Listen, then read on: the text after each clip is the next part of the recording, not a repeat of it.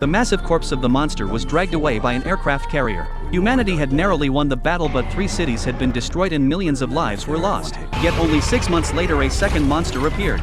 No one knew where they came from, only that they emerged from the depths of the ocean. Wherever their colossal bodies went, everything was destroyed. The military threw everything they had at the beast, and after 7 days of battle it was finally brought down. Before they could even catch their breath, the third and fourth monsters arrived one after another. Humanity finally realized the attacks from the monsters would never stop. At that moment, nations around the world united like never before. They pooled their resources to create the most powerful combat weapon yet, the Mech Hunter. The human counteroffensive began.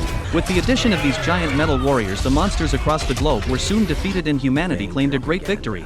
However, as the monsters continued to emerge, the Mech Hunters began to fall one by one. The number of elite pilots dwindled, for each pilot needed to endure immense physical strain. While mechs could be mass-produced, pilots couldn't. Thus the government decided to end the Mech Hunter program and shifted focus to another large-scale project: building coastal defense walls. It seemed like a more hopeful solution, but building the wall was a dangerous task and people died every day in the process. Yet for the last line of defense for their homeland, even more sacrifices seemed worth it.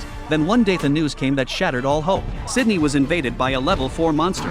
The wall built with the lives of countless humans couldn't even hold for an hour. In other words, all their years of effort had been in vain. Fortunately, the Mech Hunters arrived just in time to defeat the monster. Meanwhile, a fighter jet landed at the construction site. The person who disembarked was General Stark, the leader of the Mech Hunters. This time he had come with a single purpose: to invite the man standing before him back to the battlefield. It turned out that the man had once been an excellent mech pilot. However, 5 years ago during a battle against the monsters, he had watched in horror as his brother was eaten by a monster and he had been powerless to stop it. Since then he had been broken, unable to move past his brother's death. But now humanity's fate was once again on the line and personal sacrifice seemed trivial in comparison. Soon they arrived at the last remaining mech base in Hong Kong, where only 4 battle mechs remained, the last hope for humankind. The first was Storm Redfire from China, piloted by the Wei triplets, who had successfully defended Hong Kong 7 times. The second was Cherner Alpha from Russia, which had withstood the Siberian border for 6 years, piloted by Ivan and Sasha. The third was the Eureka Striker from Australia, the fastest mech in the world, piloted by a father and son duo.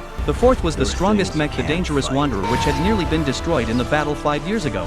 Luckily, the man had single-handedly piloted it back to the coast, allowing humanity to repair it. Now the Wanderer had been upgraded with a dual-core reactor, stronger and newer than ever. The base detected the dimensional rift opening again.